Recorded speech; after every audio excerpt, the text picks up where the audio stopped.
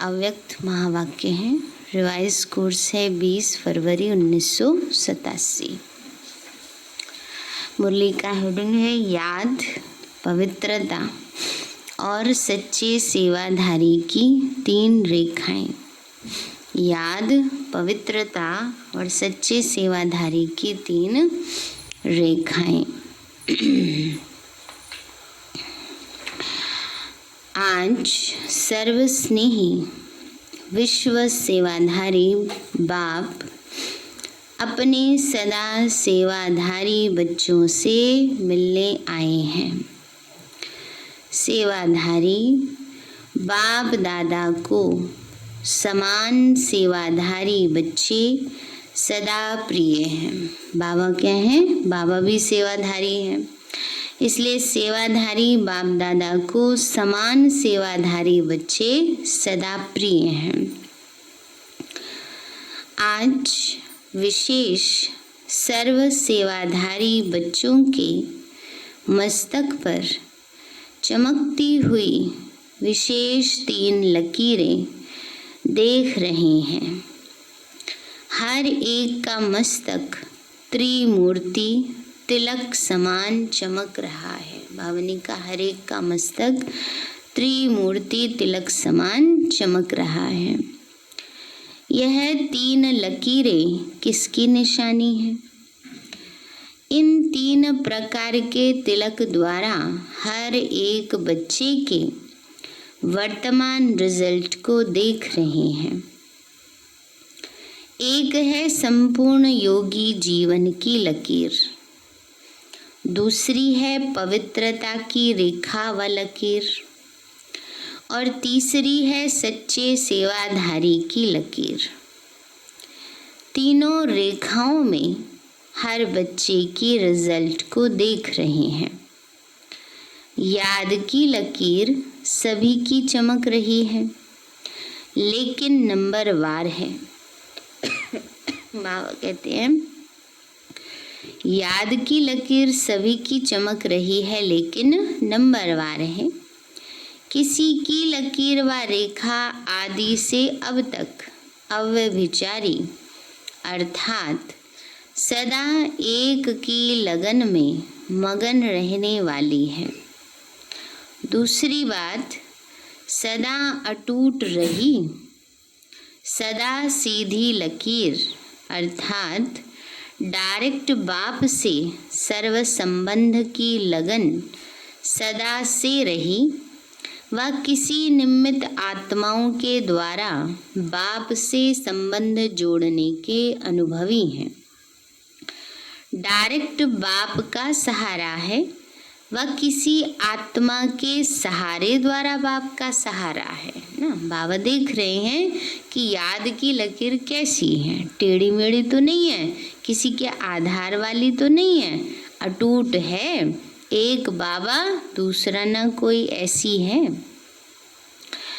तो बाबा कहते हैं एक है सीधी लकीर वाले, दूसरे हैं बीच बीच में थोड़ी टेढ़ी लकीर वाले। ये है याद की लकीर की विशेषताएं ना। भावनी का ये क्या है? याद की लकीर की विशेषताएं हैं। दूसरी है संपूर्ण पवित्रता की लकीर व रेखा, इसमें भी नंबरवार है। एक है ब्राह्मण जीवन लेते ही ब्राह्मण जीवन का विशेष बाप का वरदान प्राप्त कर सदा और सहज इस वरदान को जीवन में अनुभव करने वाले। उन्हों की लकीर आदि से अब तक सीधी है ना। भावनी का जिनको पवित्रता नेचुरल लगी, जिनको मेहनत ही नहीं करनी पड़ी, तो बाबा ने कहा बच्चे उनकी लकीर कैसी है? पवित्रता की, सीधी है। दूसरे ब्राह्मण जीवन के इस वरदान को अधिकार के रूप में अनुभव नहीं करते, कभी सहज कभी मेहनत से बहुत पुरुषार्थ से अपनाने वाले है ना। भावनी का दूसरी क्या है? इनको मेहनत करनी पड़ी पवित्रता की धारणा में। उन्हों की लकीर सदा सीधी और चमकती हुई नहीं रहती। वास्तव में याद और सेवा की सफलता का आधार है पवित्रता। सिर्फ ब्रह्मचारी बनना यह पवित्रता नहीं, लेकिन पवित्रता का संपूर्ण रूप है ब्रह्मचारी के साथ साथ ब्रह्मचारी बनना। ब्रह्मचारी अर्थात ब्रह्मा के आचरण पर चलने वाले, जो कल भी बाबा ने काम दिया ना, 1 महीने के लिए ब्रह्मा बाप समान अपनी स्थिति बनानी है। तो बाबा ने यही कहा, ब्रह्मचारी मना ब्रह्मा के आचरण पर चलने वाले, जिसको फॉलो फादर कहा जाता है, क्योंकि फॉलो ब्रह्मा बाप को करना है, शिव बाप के समान स्थिति में बनना है, लेकिन आचरण व कर्म में ब्रह्मा बाप को फॉलो करना है। हर कदम में ब्रह्मचर्य का व्रत सदा संकल्प और स्वप्न तक हो ना। बाबा ने कहा ब्रह्मचर्य व्रत संकल्प और स्वप्न तक हो। पवित्रता का अर्थ है सदा बाप को कंपेनियन माना साथी बनाना और बाप की कंपनी में सदा रहना। कंपेनियन बना दिया, बाबा मेरा है ना। बाबा ने कहा सबने साथी बनाया ना बाबा को, बाबा मेरा है। यह भी आवश्यक है, लेकिन हर समय कंपनी भी बाप की रहे, इसको कहते हैं संपूर्ण पवित्रता। माना हर समय बाबा के संग में रहें, ये है संपूर्ण पवित्रता। संगठन की कंपनी, परिवार के स्नेह की मर्यादा, वह अलग चीज़ है, वो भी आवश्यक है। कोई सोचे हम तो बाबा के साथ हैं, हमें और किसी के साथ रहने की क्या ज़रूरत है। नहीं, संगठन बाबा ने दिया है, संगठन से बल मिलता है ना, तो वो भी ज़रूरी है। और परिवार के स्नेह की मर्यादा भी ज़रूरी है, लेकिन बाप के कारण ही यह संगठन के स्नेह की कंपनी है, यह नहीं भूलना ना। बाबा ने कहा कि बाप के कारण ये संगठन है, संगठन ही सब कुछ है, ये भी नहीं होना चाहिए, और संगठन कुछ भी नहीं, ये भी नहीं होना चाहिए। तो यह नहीं भूलना है, परिवार का प्यार है, लेकिन परिवार किसका? बाप का। बाप नहीं होता तो परिवार कहाँ से आता? ब्राह्मण परिवार कहाँ से आता? बाबा मिला तो ये ब्राह्मण परिवार मिला ना। परिवार का प्यार, परिवार का संगठन बहुत अच्छा है, लेकिन परिवार का बीज नहीं भूल जाए। बीज कौन? शिव बाबा है ना। फिर कई बारी इतना उलझ जाते हैं परिवार में कि बाबा को भूल जाते हैं। फिर जब वहाँ प्रॉब्लम आती है तब बाबा याद आता है ना। तो बाप को भूल परिवार को ही कंपनी बना देते हैं।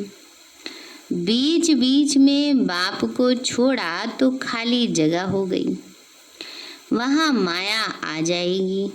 इसलिए स्नेह में रहते, स्नेह देते लेते, समूह को नहीं भूलें। इसको कहते हैं पवित्रता। समझने में तो होशियार होना, बाबा कह रहे समझने में तो सब होशियार होना कि स्नेह को भूले नहीं। स्नेह तो देना है, परिवार में रहना है, संगठन में चलना है, लेकिन उसमें उलझ नहीं जाना है, बाबा को भूल नहीं जाना। कई बच्चों को संपूर्ण पवित्रता की स्थिति में आगे बढ़ने में मेहनत लगती है, इसलिए बीच बीच में कोई को कंपेनियन बनाने का संकल्प आता है। सोचते हैं कि इन सबके साथ चलना तो बड़ा मुश्किल है, कोई अलग से कंपेनियन साथी बना लेते हैं। अब बाबा कहते हैं बच्चे, तो कंपनी, बाबा ने कहा, बाप को भूल जाते हैं तो क्या होता है, देहधारी याद आते हैं। तो बीच बीच में कोई को कंपेनियन बनाने का भी संकल्प आता, और कंपनी भी आवश्यक है, यह भी संकल्प आता। तो सन्यासी तो नहीं बनना है, लेकिन आत्माओं की कंपनी में रहते बाप की कंपनी को भूल नहीं जाओ ना। बाबा ने कहा सन्यासियों की तरह सब कुछ छोड़ छाड़ के नहीं बैठ जाना, लेकिन फिर भी बाबा कहते सबसे स्नेह संबंध निभाना है, निभाते हुए बाबा की याद में रहना है, बाबा की याद में रहते हुए निभाना है। तो बाबा ने कहा बाप की कंपनी को नहीं भूल जाओ, नहीं तो समय पर उस आत्मा की कंपनी याद आएगी और बाप भूल जाएगा, तो समय पर धोखा मिलना संभव है।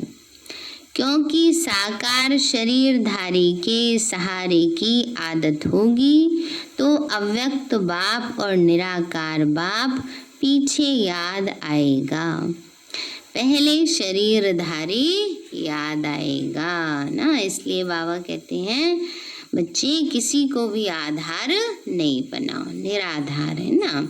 ये भी नहीं कि किसी से कोई लेना देना नहीं रखना है, सबके साथ भी चलना है, लेकिन किसी का आधार भी नहीं बनाना है। अब सबके साथ ना चले तो इतनी हमारी दादियां हैं, संगठन है, कैसे आगे चलता है ना। तो इतना भी किसी के ऊपर डिपेंडेंट नहीं हो जाना, लेकिन साथ बाबा को साथ रखते हुए सबके साथ स्नेह संबंध निभाने हैं। तो बाबा कहते हैं अगर किसी भी समय, बाबा ने कहा अगर तो समय पर धोखा मिलना संभव है, क्योंकि साकार शरीरधारी के सहारे की आदत होगी तो अव्यक्त बाप और निराकार बाप पीछे याद आएगा, पहले शरीरधारी याद आएगा। अगर किसी भी समय पहले साकार का सहारा याद आया तो नंबर 1 तो वह हो गया ना, और बाबा तो दूसरा नंबर हो गया है कि फलाना फलाने को बुलाओ, वो ठीक करेंगे हैं। बाबा कहते हैं बच्चे पहले बाबा को याद करो, बाबा टच करेगा। तो जो बाप को दूसरे नंबर में रखते तो उनको पद क्या मिलेगा नंबर भी, पद भी तो फिर नंबर वार ही मिलेगा ना, दूसरा नंबर ही मिलेगा ना। और कल बाबा ने क्या कहा, सबको क्या बनना है, नंबर 1 बनना है। देखा ना बाबा को सबने कल, हाँ जी 1 महीने के लिए काम भी दिया है। हाँ। तो नंबर 1 है या 2 है, तो सिर्फ सहयोग लेना, स्नेही रहना वो अलग चीज़ है। सहयोगी तो सबको बनाकर चलना है ना, और स्नेह भी देना लेना है, लेकिन सहारा वो कौन है, वो बाबा है ना, शिव बाबा है। सहारा बनाना अलग चीज़ है, ये बहुत गुह्य बात है, इसको यथार्थ रीति से जानना पड़े। कोई संगठन में स्नेही बनने के बजाय न्यारे भी बन जाते हैं, डरते हैं ना, मालूम फंस ना जाए, इससे तो दूर ही रहना ठीक है। कई सोचते हैं ना सबके साथ चलना बड़ा मुश्किल है, हम तो अकेले ही ठीक है, ऐसे कहते हैं ना कई, जैसे फंस ना जाए, इससे तो दूर रहना ठीक है। नहीं, लेकिन नहीं, 21 जन्म भी प्रवृत्ति में परिवार में रहना है, अकेले ही थोड़ी अपनी राजधानी चलाएंगे, सबके साथ तो चलना ही पड़ेगा है ना। परिवार में भी तो परिवार चाहिए ना पूरा। तो अगर डर के कारण किनारा कर लेते, न्यारे बन जाते, तो वह कर्म सन्यासी के संस्कार हो जाते।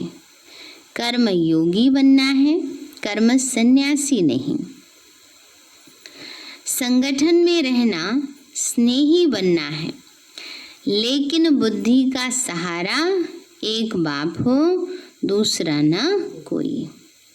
बुद्धि को कोई आत्मा का साथ व गुण व कोई विशेषता आकर्षित नहीं करे, इसको कहते हैं पवित्रता।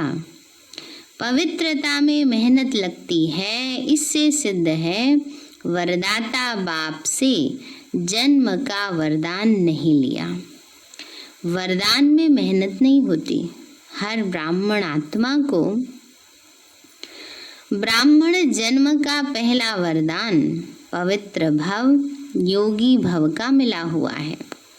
तो अपने से पूछो पवित्रता के वरदानी हो या मेहनत से पवित्रता को अपनाने वाले हो। यह याद रखो कि हमारा ब्राह्मण जन्म है।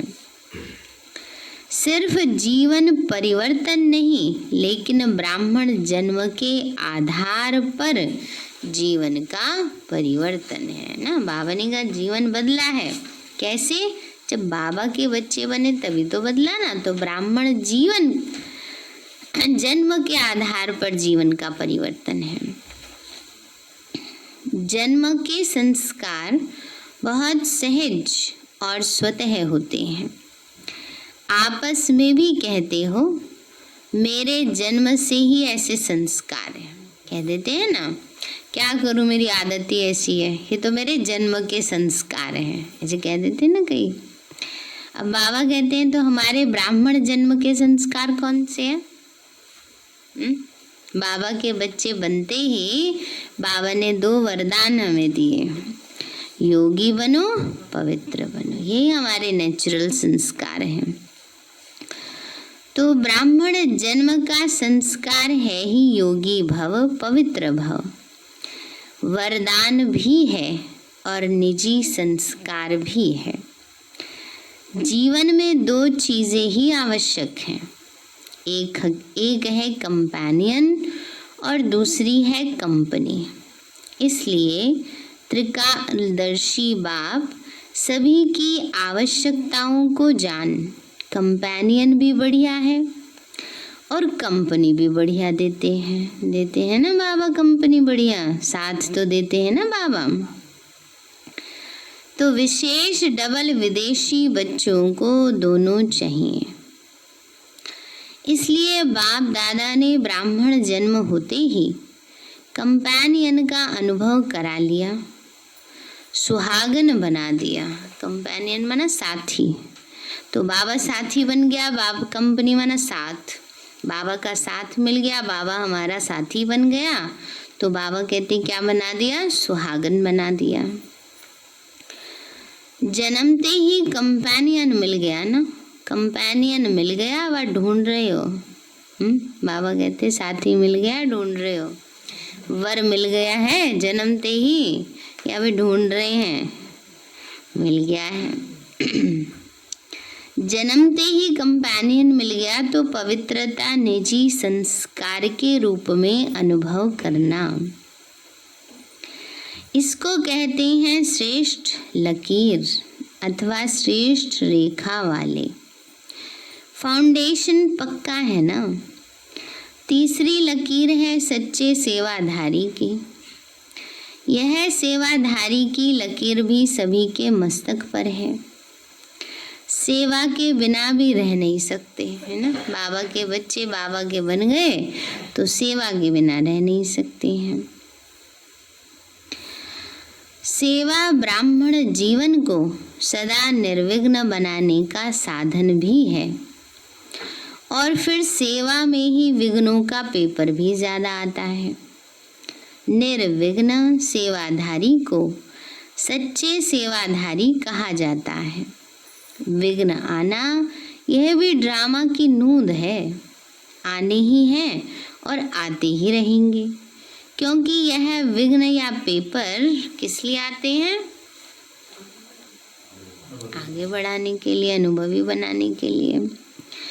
तो पेपर जब तक नहीं देंगे तब तक अगली क्लास में कैसे जाएंगे? तो बाबा वही कहते हैं बच्चे पेपर क्या है? अनुभवी बनाते हैं। इसको विघ्न ना समझ, अनुभव की उन्नति हो रही है इस भाव से देखो तो उन्नति की सीढ़ी अनुभव होगी। इससे और आगे बढ़ना है, क्योंकि सेवा अर्थात संगठन का, सर्व आत्माओं की दुआ का अनुभव करना, सेवा के कार्य में सर्व की दुआएं मिलने का साधन है। बाबा कहते हैं कि इस बात से आगे बढ़ना है। ऐसे नहीं बाबा ही तो कहता है ना सेवा में तो विघ्न आते हैं, छोड़ो परे सेवा। बाबा कहते हैं दुआएं भी तो किससे मिलनी है? सेवा से ही मिलनी है। पेपर नहीं दोगे, नंबर भी तो पेपर देने के बाद ही मिलते हैं ना। तो इसलिए बाबा कहते हैं बच्ची ये सोच करके सेवा नहीं छोड़ देनी चाहिए। बाबा ने कहा ये सेवा के कार्य में सर्व की दुआएं मिलने का साधन है। इस विधि से, इस वृत्ति से देखो तो सदा ऐसे अनुभव करेंगे कि अनुभव की अथॉरिटी और आगे बढ़ रही है। विघ्न को विघ्न नहीं समझो। बाबा ने कहा विघ्न को विघ्न नहीं समझो। क्या समझो? बाबा कहते हैं बच्चे विघ्न को विघ्न नहीं समझो, सोचो यही हमारे आगे बढ़ने का साधन है।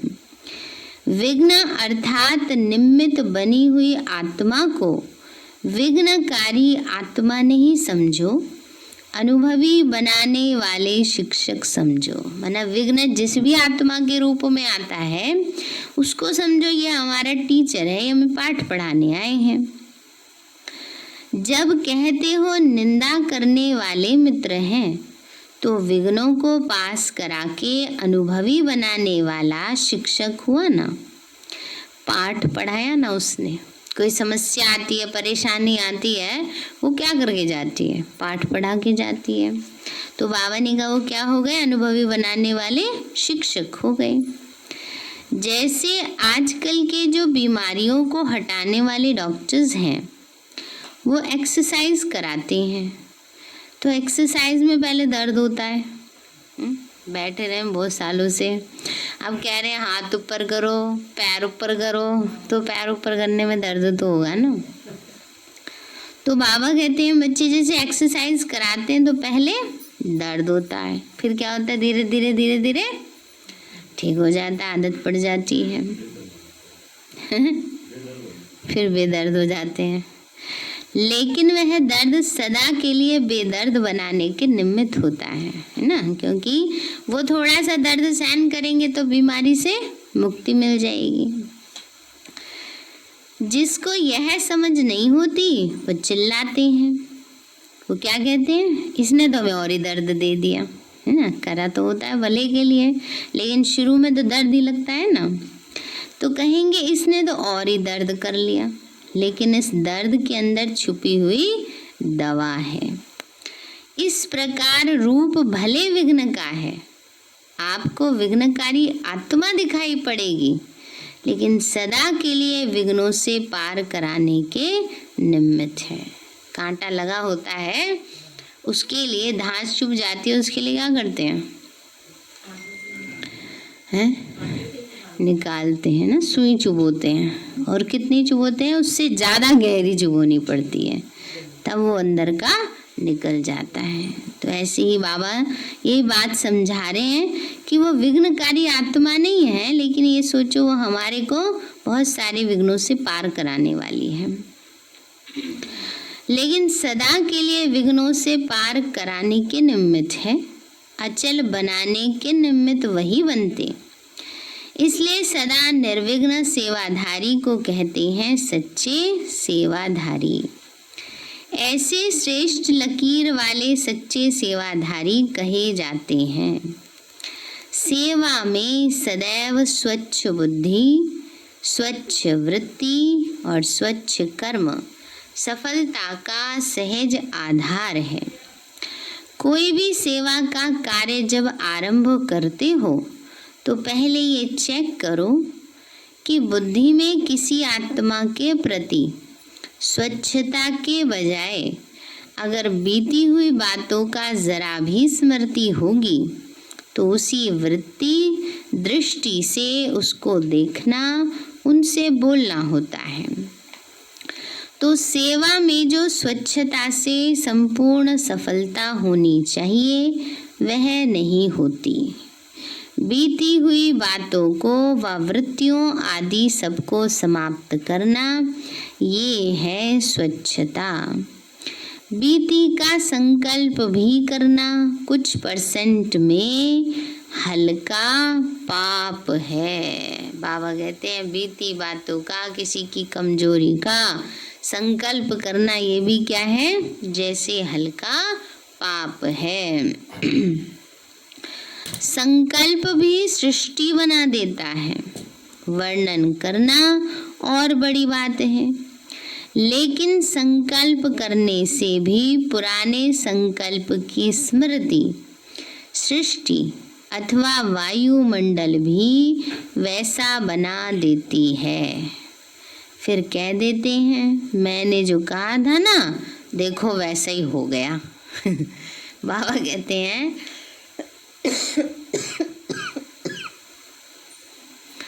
अगर संकल्प खराब करेंगे तो धीरे धीरे वो संकल्प क्या करेगा, चारों तरफ के वातावरण को वैसा बना देगा।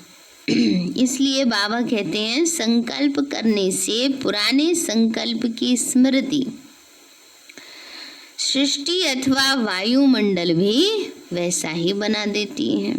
फिर कह देते हैं अच्छा देखो मैंने कहा था ना ऐसा ना हो जाए, और फिर ऐसा ही हो गया। क्यों हुआ? क्योंकि संकल्प कर दिया ना वैसा, नहीं करते तो नहीं भी होता। लेकिन हुआ क्यों? आपके कमजोर व्यर्थ संकल्प ने यह व्यर्थ वायुमंडल की सृष्टि बनाई। इसलिए सदा सच्चे सेवाधारी अर्थात पुराने वाइब्रेशन को समाप्त करने वाले, जैसे साइंस वाले शस्त्र से शस्त्र को खत्म कर देते हैं, एक विमान से दूसरे विमान को गिरा देते हैं, युद्ध करते हैं तो समाप्त कर देते हैं ना।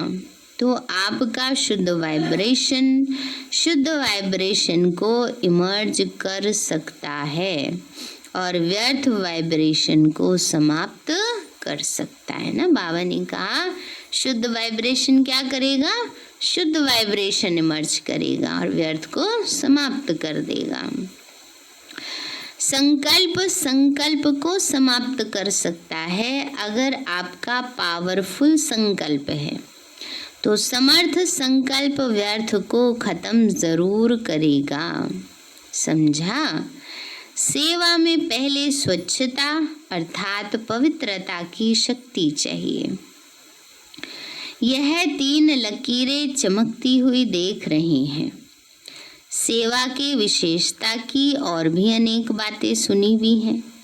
सब बातों का सार है निस्वार्थ निर्विकल्प स्थिति से सेवा करना सफलता का आधार है। इसी सेवा से ही स्वयं भी संतुष्ट और हर्षित रहते और दूसरे भी संतुष्ट रहते। सेवा के बिना संगठन नहीं होता। संगठन में भिन्न भिन्न बातें, भिन्न भिन्न विचार, भिन्न भिन्न तरीके, साधन, यह होना ही है।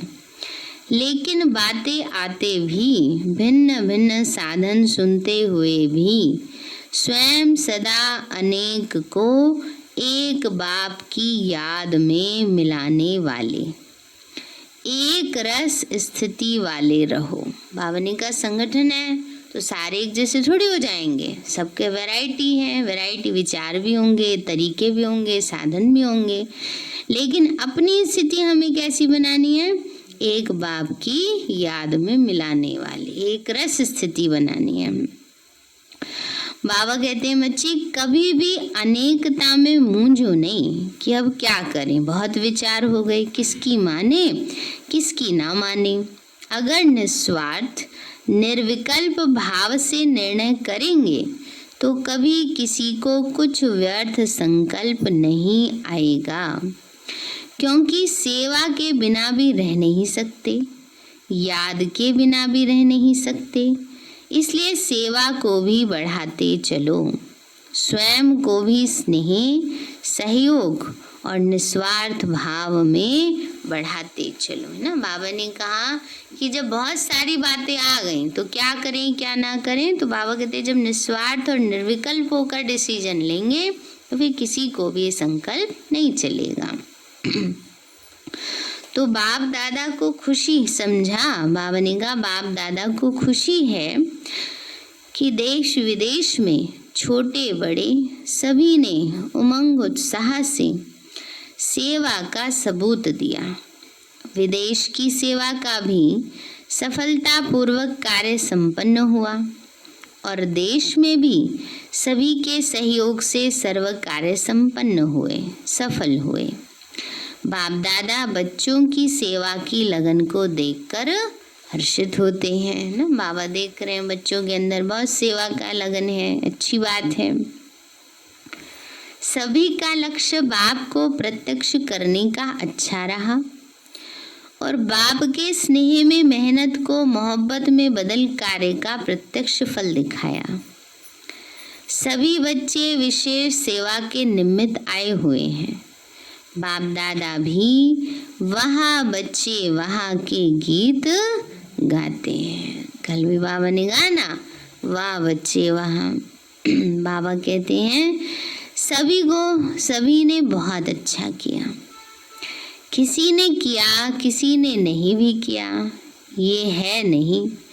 चाहे छोटे स्थान हैं या बड़े स्थान हैं, लेकिन छोटे स्थान वालों ने भी कम नहीं किया। सर्व की श्रेष्ठ भावनाओं और श्रेष्ठ कामनाओं से कार्य अच्छे रहे और सदा अच्छे रहेंगे।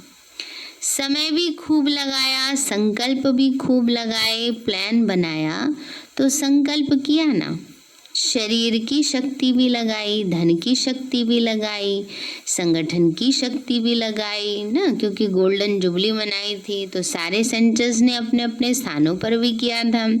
तो बाबा ने कहा चाहे बड़े रूप में किया, बड़े बड़े स्थानों पर, चाहे छोटे छोटे सेंटर्स ने किया। बाबा ने कहा सबने अपना तन मन धन सब खूब लगाया।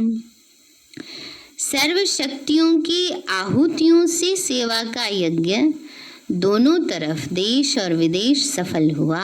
बहुत अच्छा कार्य रहा।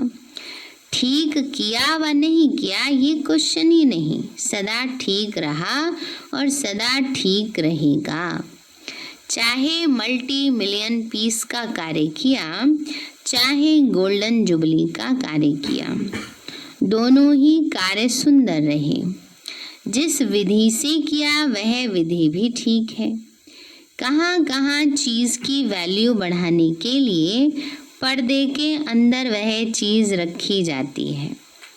पर्दा और ही वैल्यू को बढ़ा देता है ना। बाबा कहते कई बार ऐसा होता है, पर्दे के अंदर रखी रहते ना, सोचते पता नहीं क्या है। जैसे गिफ्ट में आजकल गिफ्ट पेपर बड़े सुंदर सुंदर लगा देते हैं बाहर से, तो पता नहीं क्या स्पेशल गिफ्ट है। तो बाबा भी कहते हैं बच्चे ऐसे ही पर्दे के अंदर रहा तो पर्दा क्या करता है, वैल्यू बढ़ा देता है। पर्दा और ही वैल्यू को बढ़ा देता है और जिज्ञासा उत्पन्न होती है कि देखें क्या है पर्दे के अंदर। है तो ज़रूर कुछ तो होगा, लेकिन यही पर्दा प्रत्यक्षता का पर्दा बन जाएगा। अभी धरनी बना ली, धरनी में जब बीज डाला जाता है वो अंदर छिपा हुआ डाला जाता है। बीज को बाहर नहीं रखते हैं, हवा नहीं लगाते हैं। अगर हवा लग गई, गर्मी उसको लग गई तो वो ठीक से नहीं उगेगा। तो बाबा कहते हैं बच्चे बीज जो है वो छिपा के डाला जाता है। बीज को बाहर नहीं रखते, अंदर छिपा के रखते हैं। और फल या वृक्ष गुप्त बीज का ही स्वरूप प्रत्यक्ष होता है। तो अब बीज डाला है, वृक्ष बाहर स्टेज पर स्वतः ही आता जाएगा। खुशी में नाच रहे हो ना, वाह बाबा वाह। लेकिन तो कहते हैं, लेकिन वहाँ सेवा भी कहते हो। अच्छा, समाचार तो सब बाप दादा ने सुन लिया। इस सेवा से जो देश विदेश के संगठन से वर्ग की सेवा हुई, यह चारों ओर एक ही समय पर एक ही आवाज़ बुलंद होने का, फैलने का साधन अच्छा है ना। अलग अलग विंग्स बने हुए हैं ना, तो हर तरह के बाबा के बच्चे निकले, हर तरह के लोगों की सेवा हुई। तो बाबा ने कहा इससे अच्छी आवाज़ बुलंद होती है। आगे भी जो प्रोग्राम करो, लेकिन एक ही समय देश विदेश में चारों ओर एक ही प्रकार की सेवा कर, फिर सेवा का फल स्वरूप मधुबन में संगठित रूप में हो। चारों ओर एक लहर होने के कारण सब में उमंग उत्साह भी होता है और चारों ओर रूहानी रेस होती है। रेस नहीं, रेस। कि हम और ज़्यादा से ज़्यादा सेवा का सबूत दें। तो इस उमंग से चारों ओर नाम बुलंद हो जाता है। इसलिए किसी भी वर्ग का बनाओ, लेकिन चारों ओर सारा वर्ष एक ही रूपरेखा की सेवा की तरफ अटेंशन हो। तो उन आत्माओं को भी चारों ओर का संगठन देख उमंग आता है, आगे बढ़ने का चांस मिलता है। इस विधि से प्लान बनाते बढ़ते चलो। पहले अपनी अपनी एरिया में उन वर्ग की सेवा कर छोटे छोटे संगठन के रूप में प्रोग्राम करते रहो। उस संगठन से फिर जो विशेष आत्माएं हों उनको इस बड़े संगठन के लिए तैयार करो, है ना। बाबा कहते हैं पहले अपने अपने स्थानों पर करो छोटे रूप में, फिर इकट्ठे करके बाबा के पास लेके आओ मधुबन में। लेकिन हर सेंटर या आसपास के मिलकर करो, क्योंकि कई यहाँ तक नहीं पहुँच सकते, तो वहाँ पर भी संगठन का जो प्रोग्राम होता है उससे भी उनको लाभ होता है। तो पहले छोटे छोटे स्नेह मिलन करो, फिर जोन को मिलाकर संगठन करो, फिर मधुबन का बड़ा संगठन हो। तो पहले से ही अनुभवी बन करके फिर यहाँ तक भी आएंगे, लेकिन देश विदेश में एक ही टॉपिक हो और एक ही वर्ग के हो। ऐसी ही टॉपिक्स होती हैं जिसमें 2-4 वर्ग भी मिल सकते हैं। टॉपिक विशाल है तो 2-3 वर्ग के भी उसी टॉपिक में आ सकते हैं। बाबा कहते एक ही रखो, जैसे one world one God one world family ना, ये एक टॉपिक रखा था कई साल पहले प्लैटिनम जुबली जब थी। तो बाबा कहते हैं ऐसे प्रोग्राम बनाओ। ये तो बाबा बहुत बाद में रखा गया, तो 87 की मुरली है, तो इसलिए बाबा कहते हैं ऐसे एक ही टॉपिक रख करके सारे देश विदेश हर जगह वो प्रोग्राम करो, सेवा करो। तो उसमें सब वर्ग के लोग आ जाते हैं। तो अभी देश विदेश में धर्म सत्ता, राज्य सत्ता और साइंस की सत्ता तीनों के सैंपल्स तैयार करो। अच्छा, सर्व पवित्रता के वरदान के अधिकारी आत्माओं को, सदा एक रस निरंतर योगी जीवन के अनुभवी आत्माओं को, सदा हर संकल्प हर समय सच्चे सेवाधारी बनने वाली श्रेष्ठ आत्माओं को विश्व स्नेही विश्व सेवाधारी बाप दादा का याद प्यार और नमस्ते। अच्छा, मीठे मीठे सिक्के लदे बच्चों प्रति बाप दादा का याद प्यार और गुड मॉर्निंग की रूहानी बच्चों को नमस्ते। रूहानी हम बच्चों की रूहानी माता पिता को नमस्ते नमस्ते नमस्ते बाबा नमस्ते। वरदान दिया बाबा ने, कंबाइंड स्वरूप की स्मृति द्वारा अभूल बनने वाले निरंतर योगी भव। कंबाइंड स्वरूप की स्मृति द्वारा अभूल बनने वाले निरंतर योगी भव। अभूल माना भूल ना करे ना, उसको कहते हैं भूल। जो बच्चे स्वयं को बाप के साथ कंबाइंड अनुभव करते हैं उन्हें निरंतर योगी भव का वरदान स्वतः मिल जाता, क्योंकि वो जहाँ भी रहते मिलन मेला होता ही रहता है। उन्हें कोई कितना भी भुलाने की कोशिश करे लेकिन वो अभूल होते हैं ना। बाबा ने कहा कि बाबा को कितना भी भुलाने की कोशिश करे पर वो अभूल होते, भूलते नहीं। ऐसे अभूल बच्चे जो बाप को अति प्यारे हैं वही निरंतर योगी हैं, क्योंकि प्यार की निशानी है स्वतः याद। उनके संकल्प रूपी नाखून को भी माया हिला नहीं सकती। जिनका दिल का सच्चा प्यार बाबा से है, बाबा कहते हैं उनके संकल्प रूपी नाखून को भी माया हिला नहीं सकती है। स्लोगन है, कारण सुनाने के बजाय उसका निवारण करो। कारण देते हैं ना, बहाना बनाते, ये हो गया ये हो गया ये हो गया, बाबा कहते हैं क्या करो, उसका निवारण करो, तो दुआओं के अधिकारी बन जाएंगे ना, फिर बाबा की दुआओं के अधिकारी बन जाएंगे। और मुरली का सार है याद, पवित्रता और सच्चे सेवाधारी की 3 रेखाएं। तो अपने आप को चेक करना है कि हमारे मस्तक पर ये कितनी लंबी लकीरें हैं, रेखाएं हैं, याद की, निरंतर याद की, पवित्रता की और सेवा की। अच्छा, ओम शांति। मीठे बाबा, आपने हमें सब कुछ दिया, आपका पद्म गुणाबार शुक्रिया।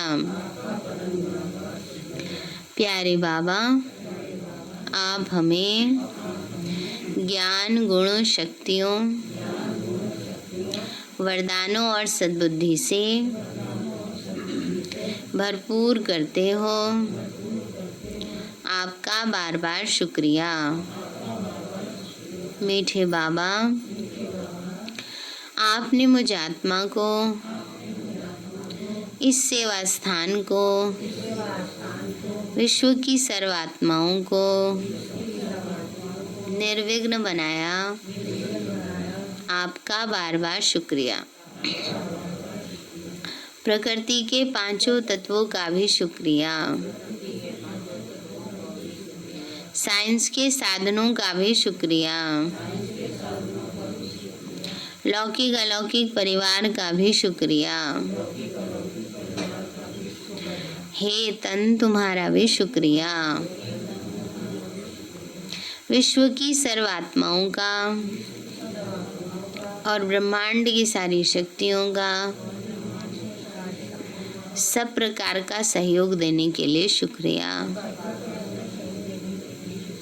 मीठे बाबा, मुझ आत्मा ने जाने अनजाने में जिन भी आत्माओं को मनसा वाचा कर्मणा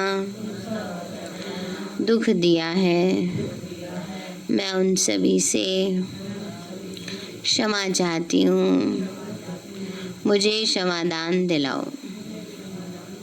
और जिन आत्माओं ने मुझे दुख दिया है, विघ्न रूप बने हैं, मैं उन सभी को दिल से क्षमा करती हूँ।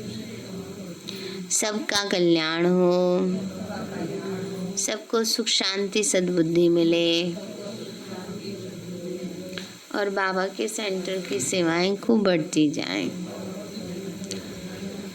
शिव बाबा से सारी शक्तियाँ मुझ आत्मा में समा रही हैं,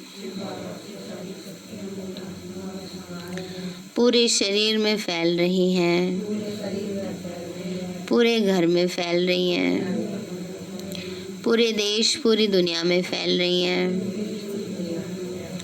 सब प्रकार के वायरस नष्ट होते जा रहे हैं। मैं आत्मा परम धाम में चमकती हुई मणि हूँ। सतयुग में पावन देवताई शरीर में हूँ। मैं अष्टभुजाधारी देवी दुर्गा हूँ। विघ्न विनाशक गणेश हूँ। मैं बाबा की छत्र छाया में पलने वाली सर्वश्रेष्ठ ब्राह्मण आत्मा हूँ। मैं फरिश्ता हूँ।